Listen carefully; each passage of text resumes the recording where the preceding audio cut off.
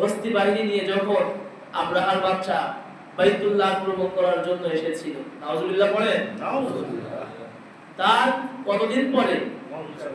50 দিন পরে।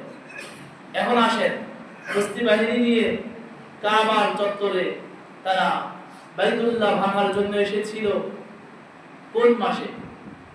কিতাবের মধ্যে আসছে মুহররম মাসের 17 তারিখ, অর্থাৎ 13 দিন বাকি থাকতে, মুহররম মাসে 13 দিন বাকি থাকতে হস্তি বাহিনী নিয়ে আব্রাহার বাদশা বাইতুল্লাহ আক্রমণের জন্য এসেছিল। মুহররমের কয়দিন বাকি থাকতে? তাহলে এখানে ধরেন 13 দিন।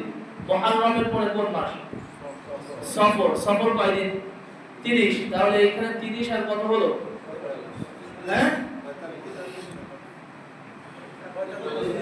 13 আর এখানে 30, 43।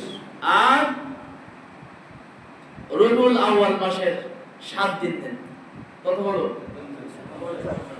8 তারিখ রাসূল সাল্লাল্লাহু আলাইহি ওয়াসাল্লামের জন্ম।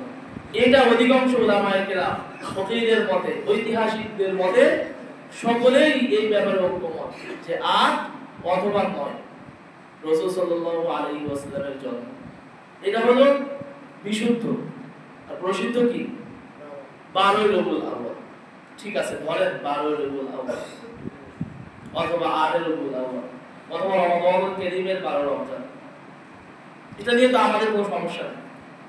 কিন্তু এখন আসেন যে এই ঈদে মিলাদুন নবী, এটা আবিষ্কার রাসূল সাল্লাল্লাহু আলাইহি ওয়াসাল্লামের ইন্তেকালের কত বছর পর, কত হিজরিতে রাসূল সাল্লাল্লাহু আলাইহি ওয়াসাল্লাম মক্কা ছেড়ে মদিনায় হিজরত করলেন, সেখান থেকে হিজরি মাস গণনা শুরু হয়েছে। রাসূল সাল্লাল্লাহু আলাইহি ওয়াসাল্লাম মক্কা থেকে মদিনায় যখন হিজরত করে গেলেন, এই হিজরতকে এই যে হিজরি মাস হিসাবে গণনা শুরু হয়েছে। সেখান থেকে এই যে হিজরি মাস শুরু হয়েছে, কিয়ামত পর্যন্ত ইনশাআল্লাহ চলতে থাকবে। বলে আলহামদুলিল্লাহ। তো হিজরি মাসের 604 হিজরি সন ইরাকের মুসুল নামক এক শহরে এক বাদশা একজন ফকিহের মাধ্যমে, একজন আলেমের মাধ্যমে এই ঈদে মিলাদুন নবী অনুষ্ঠান শুরু করেন। কত হিজরিতে? 604। অর্থাৎ রাসূল সাল্লাল্লাহু আলাইহি ওয়াসাল্লামের ইন্তেকালের কত বছর পর? রাসূল সাল্লাল্লাহু আলাইহি ওয়াসাল্লাম হিজরত করলেন। রাসূল সাল্লাল্লাহু আলাইহি ওয়াসাল্লামের মৃত্যুর পর আবু বকর রাদিয়াল্লাহু তাআলা আনহুর খেলাফতের সময় শেষ, ওমর রাদিয়াল্লাহু তাআলা আনহুর খেলাফতের সময় শেষ, ওসমান রাদিয়াল্লাহু তাআলা আনহুর খেলাফতের সময় শেষ, আলী রাদিয়াল্লাহু তাআলা আনহু, এভাবেই যত সাহাবায়ে কেরাম বেঁচে ছিলেন সমস্ত সাহাবায়ে কেরামের ইন্তেকালের বহু বছর পরে এই ঈদে মিলাদুন নবীর কি আবিষ্কার বা জন্ম। তাহলে হাদিসের মধ্যে যদি আপনি তালাশ করেন, আপনি যদি সাহাবায়ে কেরামদের জীবন তালাশ করেন, যদি তাবেঈদের জীবন তালাশ করেন, তাহলে আপনি এই ঈদে মিলাদুন নবী খুঁজে পাবেন না। আপনি যদি ঈদে মিলাদুন নবী খুঁজতে চান, তালাশ করতে চান, তাহলে আপনার 604 হিজরির পর থেকেই যে কিতাবাদিগুলো লেখা হয়েছে, আপনি খোঁজ করলে কিছু কিছু কিতাবে এইগুলো পাবেন। কিন্তু এর আগের যত সাহাবায়ে কেরামদের জীবনী আছে, তাবেঈদের জীবনী আছে, রাসূল সাল্লাল্লাহু আলাইহি ওয়াসাল্লামের হাদিসের মধ্যে যদি আপনি তালাশ করেন, এই ধরনের কোনো ইবাদতের নামে এই ধরনের কোনো নিয়ম নীতি কালচার খুঁজে পাওয়া সম্ভব না। ঈদে মিলাদুন নবীর সূচনা। এখন আসে মিলাদুন নবী, অর্থাৎ রাসূল সাল্লাল্লাহু আলাইহি ওয়াসাল্লামের জন্মকে কেন্দ্র করে আমাদের জন্য করণীয় কি? নবী সাল্লাল্লাহু আলাইহি ওয়াসাল্লাম তার জন্মের যে তারিখ বা দিন বা বার, সেখানে রাসূল সাল্লাল্লাহু আলাইহি ওয়াসাল্লাম কি আমল করেছে, এটা হলো আমাদের জানার বিষয়। সাহাবায়ে কেরাম কি আমল করেছে, এটা হলো আমাদের জানার বিষয়। এবং এই রবিউল আউয়াল মাস, এই মাসে আমাদেরও সেই আমলটা করা দরকার, নাকি অন্য কোনো আমল আমাদের দরকার আছে? আমাদের দরকার হলো এই দিনে রাসূল সাল্লাল্লাহু আলাইহি ওয়াসাল্লাম সাহাবায়ে কেরাম তাবেঈন কোন আমল করেছেন আমরাও সেটা জানবো এবং আমল করব ইনশাআল্লাহ। সহজ কথা, সুইলা রাসূলুল্লাহ সাল্লাল্লাহু আলাইহি ওয়াসাল্লাম আন সাওমিল ইয়াউমিল ইথনাইনি ইয়াউম উলিদতু ফীহি। নবী সাল্লাল্লাহু আলাইহি ওয়াসাল্লামকে প্রশ্ন করা হলো, সুইলা রাসূলুল্লাহ, নবী সাল্লাল্লাহু আলাইহি ওয়াসাল্লামকে জিজ্ঞেস করা হলো, নবী সাল্লাল্লাহু আলাইহি ওয়াসাল্লাম সোমবারে রোজা রাখে, এটা সম্পর্কে সাহাবায়ে কেরাম জিজ্ঞেস করলেন, ইয়া রাসূলুল্লাহ, আপনি যে সোমবারে রোজা রাখেন কেন, কি জন্য আপনি রোজা রাখেন? নবী সাল্লাল্লাহু আলাইহি ওয়াসাল্লাম বলেন, ইয়াউমুন উলিদতু ফীহি, ইয়াউমুন এটা হলো এমন একটা দিন, উলিদতু যেই দিন আমি নবী জন্মগ্রহণ করেছি। সুবহানাল্লাহ। সেই দিনটা হলো কি বার? সোমবার। তাহলে সোমবার কি বছরে একটা? হ্যাঁ, প্রত্যেক সপ্তাহে একটা, নাকি বছরে একটা? সপ্তাহে একটা। তাহলে আমরা যদি নবীজির আশিক হতে চাই, আমরা যদি নবীজিকে ভালোবাসতে চাই, আমরা যদি নবীজির শাফায়াত পেতে চাই, নবীজির সুন্নাহ, নবীজির প্রতি শ্রদ্ধা, ভক্তি, ভালোবাসা যদি আমরা বহিঃপ্রকাশ করতে চাই, তাহলে আমাদের জন্য করণীয় কি বলেন তো? প্রতি সোমবারে রোজা রাখা। প্রতি সোমবারে কি রোজা রাখা? যারা প্রতি সোমবারে রোজা রাখতে পারবে তারাই তো সর্বশ্রেষ্ঠ আশিকে রাসূল। তারা ইবাদতের মাধ্যমে আশিকে রাসূল প্রমাণ করতেছে। আর যারা এই একটা দিনকে কেন্দ্র করে বিভিন্ন ওলি আউলিয়াদের মাজারে, কবরে উৎসব আয়োজন করে, বিভিন্ন রকম মিছিল উদযাপন করে, খাওয়া দাওয়ার আয়োজন করে, প্রকৃতপক্ষে এরা কিন্তু সোমবার দিন রোজা রাখে। এরা শুধু 12 রবিউল আউয়ালের অপেক্ষায় থাকে, ওই একটা দিন খাসি, দুম্বা, উট, ভেড়া ইত্যাদি দামি দামি খাবারের আয়োজন করে একটু খাওয়া দাওয়ার উৎসব করে। এখন আসেন এই কবর কেন্দ্রিক, ওলি আউলিয়াদের কবর কেন্দ্রিক উৎসব, এই ঈদ উদযাপন করা, এটার ব্যাপারে হাদিসের মধ্যে কিছু আছে কি না আমরা জানবো ইনশাআল্লাহ। হাদিসের মধ্যে আছে, বুখারীর বর্ণনা 427 নম্বর হাদিসের মধ্যে আছে, আন আয়েশা রাদিয়াল্লাহু তাআলা আন ইন্না উম্মি হাবিবা ওয়া উম্মি সালামা রাদিয়াল্লাহু তাআলা আনহুমা, এই দুইজন নবী সাল্লাল্লাহু আলাইহি ওয়াসাল্লামের স্ত্রী একদিন হাবশায় গেলেন, সেখানে একটা গির্জা দেখলেন, গির্জার মধ্যে কিছু ছবি দেখলেন, কিছু ছবি দেখলেন। নবী সাল্লাল্লাহু আলাইহি ওয়াসাল্লামের কাছে এসে বলল, ইয়া রাসূলুল্লাহ, আমরা হাবশায় গিয়েছিলাম, সেখানে একটা গির্জা দেখলাম, সেই গির্জার মধ্যে কিছু আমরা ফটো, কিছু ছবি দেখলাম।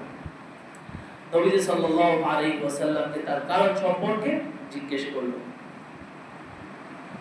নবী সাল্লাল্লাহু আলাইহি ওয়াসাল্লাম বলেন, তাদের অবস্থা হলো এরকম যে তাদের মধ্যে যে সৎ ব্যক্তি ছিল, নেককার ব্যক্তি, বুজুর্গ ব্যক্তি, ওলি আউলিয়া, তাদের ইন্তেকাল হলে তারা ওই কবরের উপর একটা ঘর বানাইতো। কি বানাইতো? এখন বলেন তো, কবরের উপর ঘর আছে না নাই? আমাদের পাশে একটা পীরের মাজার আছে, পীরকে মাটির নিচে দাফন করে নাই, মাটির উপরে রাখছে। আপনারা জানেন কেউ? তারা জানেন নাকি? ভয় লাগে হাত উঁচু করতে নেই, আমি জানি। তাহলে এই পীরের মাজার আছে, পীরকে মাটি দিছে কবরের মাটির উপরে। তো কেউ জিজ্ঞেস করলো, মাটির উপরে কেন? মাটির নিচে দিলে আমরা মাটির উপর দিয়ে হাঁটবো, পীর নিচে থাকবে, এটা হইলো? তুই যে বিল্ডিং এর উপর তোর বোর্ডে দিয়ে ফুর্তি করিস, তোর কয়েক গায়ে থাকে, তখন আর পীরের কথা মনে থাকে না। কথাটা ঠিক কিনা? তো কবরের নিচে রাখলে, জমিনের উপর দিয়ে হাঁটলে অসম্মান হবে, এই জন্য উপরে রাখছে। যাই হোক, তো বলছেন নবীজি সাল্লাল্লাহু আলাইহি ওয়াসাল্লাম বলেন, পূর্বেকার অবস্থা এমন ছিল, কোন ওলিয়া যখন মৃত্যুবরণ করত, ওলিয়াদের কবরের মধ্যে এরাও কিন্তু কবরের উপরে রাখতো। এরা রাখতো কোথায়? কবরের নিচে, যেখানে রাখার স্থান সেখানেই কবর দিত। কিন্তু কবর দেওয়ার পর কবরের উপর একটা ঘর বানাইতো, এই কবরের উপর ঘর বানিয়ে যে ব্যক্তি মারা গিয়েছে তার একটা ছবি আকৃতি বানাতো, বানিয়ে এই ঘরের মধ্যে রাখতো। এরপর রাসূল সাল্লাল্লাহু আলাইহি ওয়াসাল্লাম বলেন, ফাউলাইকা শিরারুল খালকি ইনদাল্লাহি ইয়াওমাল কিয়ামাহ আলা কবরিহি মসজিদ আসছে, তারা কবরের উপর মসজিদ নির্মাণ করবে। ওয়াসাওয়ারু ফীহি তিলকা সুওয়ার, ওই মসজিদের মধ্যে আবার তাদের ফটো রাখতো। এরপর নবীজি বলেন, ফাউলাইকা শিরারুল খালকি ইনদাল্লাহি ইয়াওমাল কিয়ামাহ, কিয়ামতের দিন আল্লাহর কাছে সবচেয়ে নিকৃষ্ট সৃষ্টি জীব হলো তারা যারা কবরের উপর ঘর বানিয়ে কবরকে সিজদার স্থান বানিয়ে দেয়। আউযুবিল্লাহ বলেন। বলেন তো কবরে বিভিন্ন পীরের মাজারে সিজদা হয় কি হয় না? বলেন হয় কি হয় না? আমরা পীরের কবরের বিপক্ষে না, আমরা পীরদের মাজারের বিরুদ্ধে না, আমরা ওই সকল শিরক বিদআতের বিরুদ্ধে কথা বলে, ঠিক কি না? ঠিক। মানুষ ইন্তেকাল করবে, কবর দিবে, ওলিয়া উলিয়াদের কবর থাকবে, সেখানে জিয়ারত হবে, কিন্তু সেখানে এমন ব্যবস্থা করা যাবে না, সেখানে এমন ঘর বানানো যাবে না, সেখানে এমন মসজিদ নির্মাণ করা যাবে না যেখানে যে মানুষরা সিজদা করবে। নবীজি সাল্লাল্লাহু আলাইহি ওয়াসাল্লামের রওজা মুবারকের সামনে সব সময় আলমি দাঁড়িয়ে থাকে, সেখানে কোনো একটুখানি সময় দাঁড়ানোর সুযোগ নাই। আপনি হাঁটতে হাঁটতে আসসালামু আলাইকা আইয়ুহান নবী ওয়া রাহমাতুল্লাহি ওয়া বারাকাতুহু সালাম বলে কি আপনাকে হাঁটতে হবে, দাঁড়ানোর কোনো কি নাই সুযোগ। হাদিসের মধ্যে স্পষ্ট আসছে যে যারা কবরকে সিজদার স্থান বানাবে, মসজিদ রূপান্তরিত করবে, কিয়ামতের ময়দানে আল্লাহর কাছে সবচেয়ে নিকৃষ্ট জীব হলো তারা যারা কবরের উপর এরকম ভাবে মসজিদের মতো নির্মাণ করবে। নাউযুবিল্লাহ বলেন। নাউযুবিল্লাহ। عن عبد الله بن مسعود رضي الله تعالى عنه سمعت النبي صلى الله عليه وسلم يقول إن من شرار الناس من تدركهم الساعة وهم أحياء والذين يتخذون القبور مساجدا। নবীজি সাল্লাল্লাহু আলাইহি ওয়াসাল্লাম বলেছেন, এই পৃথিবীর সবচেয়ে নিকৃষ্ট জাতি হলো দুই জাতি। কয় জাতি? দুই জাতি। নবীজি সাল্লাল্লাহু আলাইহি ওয়াসাল্লাম বলেন, সবচেয়ে নিকৃষ্ট দুই জাতি পৃথিবীর জমিনে। এক নাম্বার وإن من شرار الناس من تدركهم الساعة وهم أحياء, এক নাম্বার হলো তারা যাদের উপর কিয়ামত সংঘটিত হবে। নাউযুবিল্লাহ বলেন। নাউযুবিল্লাহ শব্দের অর্থ কি বলেন তো? এই জন্য আমরা নাউযুবিল্লাহ বলি না। নাউযুবিল্লাহ শব্দের অর্থ কি? আল্লাহর কাছে আশ্রয় চাওয়া, আল্লাহর কাছে কি পানাহ চাওয়া। নাউযুবিল্লাহ, আল্লাহ এই যে যাদের উপর কিয়ামত সংঘটিত হবে এই সকল মানুষদের মধ্যে আল্লাহ তুমি আমাকে রেখো না, এই জন্য বলতে হয় নাউযুবিল্লাহি মিন যালিক, আমি আল্লাহ এর থেকে পানাহ চাই আপনার কাছে। সবাই বলেন নাউযুবিল্লাহি মিন যালিক। নাউযুবিল্লাহি মিন যালিক।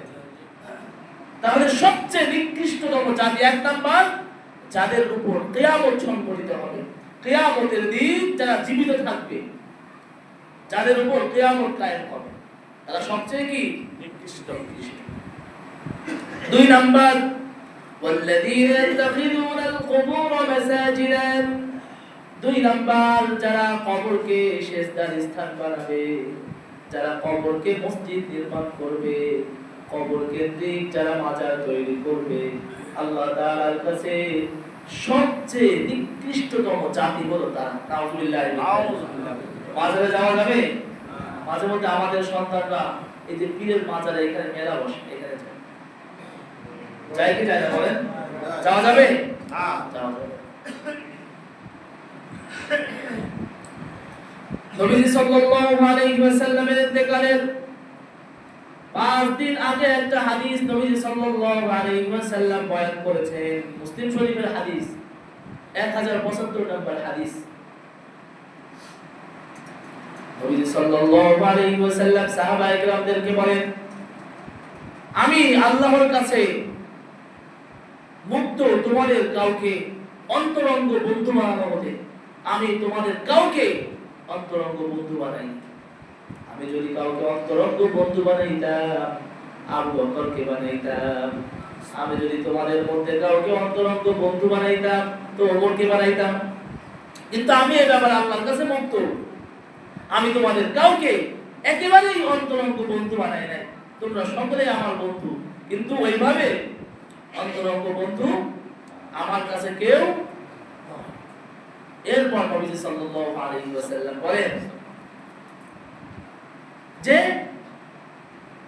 আল্লাহ সুবহানাহু ওয়া তাআলা তার নবী ইব্রাহিম আলাইহিস সালাতু ওয়াস সালামকে যেমন অন্তরঙ্গ বন্ধু খলিল উপাধি দিয়েছে, আমিও আল্লাহ রাব্বুল আলামিনের কাছে অন্তরঙ্গ বন্ধু এবং আমিও তার খলিল।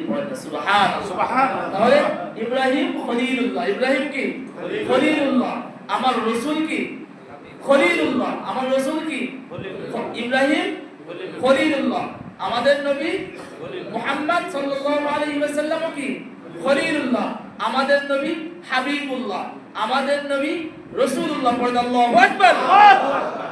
তাহলে ইব্রাহিম আলাইহিস সালাতু ওয়াস সালাম শুধু কি খলিলুল্লাহ, আমাদের নবী খলিলুল্লাহ, আমাদের নবী হাবিবুল্লাহ, আমাদের নবী মুহাম্মদুর রাসূলুল্লাহ সাল্লাল্লাহু আলাইহি ওয়াসাল্লাম। আল্লাহু আকবার। আমাদের নবী কি? এরপর রাসূল সাল্লাল্লাহু আলাইহি ওয়াসাল্লাম বলেন, আলা ওয়া ইন্না মান কানা ক্বাবলাকুম কানু ইয়াত্তাখিযুনা আল-কুবুর মাসাজিদ ওয়া ইন্নী আনহাকুম আন যালিক। তোমাদের পূর্বের লোকেরা তাদের নবীগণ ইন্তেকাল করলে, তাদের মধ্যে সৎ লোকেরা ইন্তেকাল করলে তারা তাদের কবরকে সিজদার জায়গা বানাতো, কবরকে কেন্দ্র করে তারা মসজিদ নির্মাণ করত। খবরদার, আমি মৃত্যুর পরে তোমরা যেন আমার কবরকে মসজিদ বানাও না, আমার কবরের আশপাশে যেন সিজদার কোনো ব্যবস্থা তোমরা করো না। আমি তোমাদেরকে সাবধান করে দিলাম, আমি তোমাদেরকে নিষেধ করে দিলাম। খবরদার, পূর্বের সেই উম্মতের মতো আমার কবরকেও যেন তোমরা কি বানাবে না, সিজদার জায়গা বানাবে না। রাসূল সাল্লাল্লাহু আলাইহি ওয়াসাল্লামের রওজা মোবারকের চতুর্দিক থেকে বিশাল বড় করে কি দেওয়া, বেষ্টন দিয়ে দেওয়া, দেওয়াল দিয়ে দেওয়া, সেখানে ঢোকার মতো কোনো অপশন নাই। আমরাও যেমন মুসলমান, এখন যদি সুযোগ থাকতো ওই কবরের কিনারায় যাওয়ার যদি কোনো সুযোগ থাকতো, আমাদের মধ্যে হয়তো বহু মানুষ এখানে যে কি করতো, সিজদায় করতো। আল্লাহ পাক হেফাজত করেন, আমিন। শুধু তাই নয়, যেদিন নবীজি সাল্লাল্লাহু আলাইহি ওয়াসাল্লামের মৃত্যু হয়েছে, মৃত্যুর দিন নবীজি সাল্লাল্লাহু আলাইহি ওয়াসাল্লাম শুয়ে আছেন মুমূর্ষু অবস্থায়, নিজ হাতে একটা চাদর দিয়ে মুখের উপরে ভাবে ঢেকে দিলেন। যখন একেবারে দম বন্ধ হয়ে যাওয়ার কাছাকাছি সময় আসলো, চাদরটা মুখের উপর থেকে সরিয়ে নবীজি সাল্লাল্লাহু আলাইহি ওয়াসাল্লাম একটা হাদিস বয়ান করলেন। এই সময় বুখারীর বর্ণনা 443 নম্বর হাদিসের মধ্যে আসছে, একেবারেই মৃত্যুর সময় চলে আসছে, সহ্য করতে পারতেছে না, বারবার হাতের মধ্যে পানি নিয়ে মুখের উপরে ভাবে মাসাজ করতেছে। এমন সময় একটা কালো কাপড় দিয়ে, চাদর দিয়ে মুখমণ্ডল ঢেকে রাখলো। যখন নিঃশ্বাস বন্ধ হয়ে যাওয়ার একেবারেই কাছাকাছি সময়ে আবার চাদরটা উঁচু করলেন, উঁচু করে আবার হাদিস বয়ান করতেছে। সুবহানাল্লাহ বলেন, সুবহানাল্লাহ। এই সময়ও উম্মতের কথা বলে দেন, এই সময়ও তিনি তার উম্মতের কথা বলে দেন। এমন একজন নবী আমরা পেয়েছি। আমরা আশিক রাসূল দাবি করি, আমাদের মধ্যে নামাজ নাই। আমরা আশিক রাসূল দাবি করি, আমাদের স্ত্রীদের মধ্যে পর্দা নাই। আমরা আশিক রাসূল দাবি করি, আমাদের সন্তানদের মধ্যে নামাজ নাই। আশিক রাসূল আমরা দাবি করি, আমাদের মেয়েরাও পর্দায় চলে না। আমরা বাবা, আমাদের কোনো প্রতিবাদ নাই। লানত এই সকল নামধারী মুসলমানদের উপর। কোন মুখ দিয়ে নবীজির সামনে দাঁড়াবে? যেই নবী মৃত্যুর হয়তো 2-5 সেকেন্ড আগেও উম্মতের কথা বলে নাই, আর আমরা তো 1 ঘন্টা আগ থেকেই বেহুশ হয়ে যাব। আমাদের যাদের মৃত্যু হয়, স্বাভাবিক মৃত্যু আর কয়জনের হয়? অসুস্থ হয়ে বিছানায় পড়ে থাকে মাসের পর মাস, দিনের পর দিন, বছরের পর বছর। যেই নবী মৃত্যুর সময় আমাদের কথা মনে রাখছে, সেই নবীর রওজায় সালাম দেওয়ার মতো সামর্থ্য আছে, অথচ আমাদের সুযোগ হয় না, সময় হয় না। নবীজির জীবনে যা কিছু মৃত্যুর আগ পর্যন্ত সব আখিরাত কেন্দ্রিক, আর আমাদের বুঝ হওয়ার পর থেকে মৃত্যুর আগ পর্যন্ত আমরা যা কিছু করি সব দুনিয়া কেন্দ্রিক। কোন মানুষের উপর হজ খরচ হয়ে আছে, এই দুনিয়ার মহাব্বতে হজে যাওয়ার সময় পাই, এমন তো বয়স হয় না। 50 লক্ষ টাকা পাইছে পেনশন, আগে ব্যবসা বাণিজ্য ঠিক করে, এরপরে 5 লক্ষ টাকা 6 লক্ষ টাকা ওর থেকে ইনকাম করে সুদে খাটায়, এরপরে হজ উমরা করে। আছে না নাই? টাকা হালাল থাকতে মনে থাকে না, যখন হাঁটুর রস কমে যায় তখনই মনে পড়ে। তখন যে আপনি তো কিছু করতে পারবেন না, আপনি উঠতে পারবেন, জামালে করে উঠতে পারবেন, তখন যে আমরা উঠেছি 50 মিনিট লাগছে। কয় মিনিট? 2-3 মিনিট হয়তো আমরা বিশ্রাম করছি, 50 মিনিট একটানা হাঁটছি জোরে জোরে। তারপরে সেই হেরা গুহায় উঠছি যেখানে কোরআন নাযিল হয়েছে। এই জায়গাগুলো দেখার দরকার আছে না নাই? উহুদ, বদর, খন্দক, জামালে সূর, যেখানে রাসূল সাল্লাল্লাহু আলাইহি ওয়াসাল্লাম যে গুহার মধ্যে আশ্রয় নিয়েছিলেন, মাকড়সায় জাল বেঁধেছিল, যে গুহার মধ্যে কবুতরে ডিম পেড়েছিল। পুরো মক্কা মদিনা শুধু কবুতর আর কবুতর, যেখানেই যাবে সেখানেই কি লক্ষ লক্ষ কবুতর। সুবহানাল্লাহ। এজন্য প্রিয় বন্ধুরা আমার, সেই রাসূলের রওজায় যে সালাম পৌঁছানোর দরকার আছে না নাই? সবাই বলেন আছে না নাই? আমরা কারা কারা নিয়াত করতে পারি আল্লাহ পাক আমাদের সকলকে বারবার রাসূলের রওজায় যে সালাম পৌঁছানোর তৌফিক দান করেন, আমিন। এজন্য যত দ্রুত সম্ভব নিয়াত করা, চলে যাওয়া রাসূল সাল্লাল্লাহু আলাইহি ওয়াসাল্লামের ঘরে। বেলাল রাদিয়াল্লাহু তাআলা আনহু নবী সাল্লাল্লাহু আলাইহি ওয়াসাল্লামের ইন্তেকালের পর অল্প কিছুদিন মানে দুঃখে আর কষ্টে নিয়াত করেছিল এভাবে যে এই জমিনে রাসূল নাই, আমি ওই জমিনে আর থাকতে চাই না, আমিও রাসূলের কাছে যেতে চাই, জিহাদের ময়দানে সংগ্রাম করতে করতে আমি শহীদ হতে চাই। তিনি যুদ্ধের ময়দানে চলে গেলেন। অল্প কিছুদিন পর রাসূল সাল্লাল্লাহু আলাইহি ওয়াসাল্লাম স্বপ্ন দেখিয়েছেন, বেলাল আমাকে ছেড়ে কতদিন তুমি চলে গেছো, আমার দুয়ারে তোমার আসার সময় হয় না? ঘুম থেকে উঠে পাগলের মতো দৌড় দিয়েছে রাসূলের দুয়ারে। সুবহানাল্লাহ। আর আমাদের বয়স হয়ে গিয়েছে কত বছর, আমাদের মধ্যে সেই মহাব্বত নেই। বলতেছিলাম যে মৃত্যুর সময়ও নবী সাল্লাল্লাহু আলাইহি ওয়াসাল্লামের উম্মতদের কথা বলে নাই, মনে হয়েছে যে এই কথাটা জানানোর প্রয়োজন। নবী সাল্লাল্লাহু আলাইহি ওয়াসাল্লাম সাথে সাথে এই কথাটা জানিয়ে দিলেন, কাপড়টা সরাইলেন, একেবারেই ছোট ছোট কণ্ঠে এই শব্দগুলো বললেন, লানাতুল্লাহ আলাল ইয়াহুদি ওয়ান নাসারা ইত্তাখাযু কুবুর আনবিয়াইহিম মাসাজিদ। নবী সাল্লাল্লাহু আলাইহি ওয়াসাল্লাম বলেন, শোনো, আল্লাহ পাকের পক্ষ থেকে লানত ওই সকল ইহুদি নাসারাদের উপর যারা তাদের নবীদের কবরের উপর, ওলিদের কবরের উপর এরকম মসজিদ নির্মাণ করেছে, মাজার নির্মাণ করেছে। আল্লাহ পাকের পক্ষ থেকে ওই সকল মানুষদের উপর লানত যারা ওলি আউলিয়া নবীদের কবরের উপর মাজার নির্মাণ করে। ইউআদিহু মা সারাউ, আমি তোমাদেরকে নিষেধ করলাম আমার কবরকে কেন্দ্র করে তোমরা যেন মাজার করবে না, মসজিদ নির্মাণ করবে না। আল্লাহু আকবার, আল্লাহু আকবার। এখন আসেন, কবর কেন্দ্রিক আমরা তো সেজদা করব না, মাজার বানাবো না, ঠিক আছে, উৎসব করা যাবে কিনা? আবু দাউদ শরীফের 2042 নম্বর হাদিসের মধ্যে স্পষ্ট আছে, রাসূল সাল্লাল্লাহু আলাইহি ওয়াসাল্লাম বলেন, লা তাজআলু বুয়ুতাকুম কুবুরান, তোমরা তোমাদের ঘরগুলোকে কবরস্থান বানাবে না। মানে ঘরগুলোকে তোমরা কি বানাবে না? কবরস্থানে যেমন সেজদা করা যায় না, কবরস্থানে যেমন নামাজ আদায় করা যায় না, কবরস্থানে যে যেমন ইবাদত করা যায় না, ঠিক এমনই ভাবে তোমরা যেন তোমাদের ঘরগুলোকে এভাবে কবরস্থানে পরিণত করো। মানে ঘরের মধ্যে তাহাজ্জুদের নামাজ আদায় করবে, নফল নামাজ আদায় করবে, সুন্নাত পড়লে আদায় করবে, তাহলে তোমার সন্তানরা ছোট মাসুম, তুমি সিজদা করলে তোমার সাথে সিজদায় পড়ে যাবে। বলেন সুবহানাল্লাহ। এজন্য তোমরা ঘরগুলোকে কি বানাবে না? কবরস্থান বানাবে না। সুন্নাত বেদে নফলগুলো কোথায় পড়বে? ঘরে পড়বে। মনে থাকবে ইনশাআল্লাহ। রাসূল সাল্লাল্লাহু আলাইহি ওয়াসাল্লাম বললেন তোমরা তোমাদের ঘরগুলোকে কবরস্থান বানাবে। ওয়ালা তাজআলু কবরি ঈদান, এবং আমার কবরকে কেন্দ্র করে তোমরা উৎসবের আয়োজন করবে না। আল্লাহু আকবার বলেন। আল্লাহু আকবার। আমি রাসূল আমার কবরকে তোমরা কি উৎসবের স্থান বানাবে না। নবী রাসূলের কবর যদি উৎসবের স্থান বানানো না যায় তাহলে ওলি আউলিয়া পীর পয়গম্বর তাদের কবরে কোনো সুযোগ আছে? না। কথা বলে সুযোগ আছে? তাহলে যারা এই 12 রবিউল আউয়ালকে কেন্দ্র করে পীরের মাজারে যে আনন্দ উৎসবের আয়োজন করে এগুলো আশিকে রাসূল নাকি আশিকে শয়তান? বলে আশিকে শয়তান। নবী স্পষ্ট বললেন আমার কবরকে কেন্দ্র করে তোমরা কোন প্রকার উৎসবের আয়োজন করবে, সম্পূর্ণ নিষেধ। রাসূলের কবরে যদি উৎসব না করা যায়, রাসূলের যে শ্রেষ্ঠ মানুষ, শ্রেষ্ঠ ওলি, শ্রেষ্ঠ ওয়াজিব, শ্রেষ্ঠ কুতুব, শ্রেষ্ঠ মুফাসসির, শ্রেষ্ঠ হাফেজ, শ্রেষ্ঠ আলেম আর একজন আছে? কথা বলে নাই। সেই রাসূলের কবরে উৎসব করতে নিষেধ করে গেলেন, তাহলে পীরের কবরে কোনো সুযোগ আছে? নাই। কথা বলেন, পীরের কবরে কোনো সুযোগ আছে? নাই।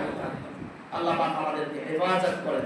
নবীজি বললেন ওয়াসাল্লু আলাইয়া, তোমরা যদি পারো তো আমার কবরে তোমরা সালাম পৌঁছায়, দুরূদ পাঠ করো, কারণ তোমরা যখন দুরূদ পাঠ করো তোমাদের ওই দুরূদকে আমার কাছে পৌঁছানো হয়। পড়েন সুবহানাল্লাহ। আল্লাহ পাক আমাদের সকলকে কথাগুলোর উপর আমলের তৌফিক দান করেন। আমিন। ওয়া আখিরু দাওয়ানা আলহামদুলিল্লাহি রাব্বিল আলামিন। আসসালামু আলাইকুম ওয়া রাহমাতুল্লাহি ওয়া বারাকাতুহু।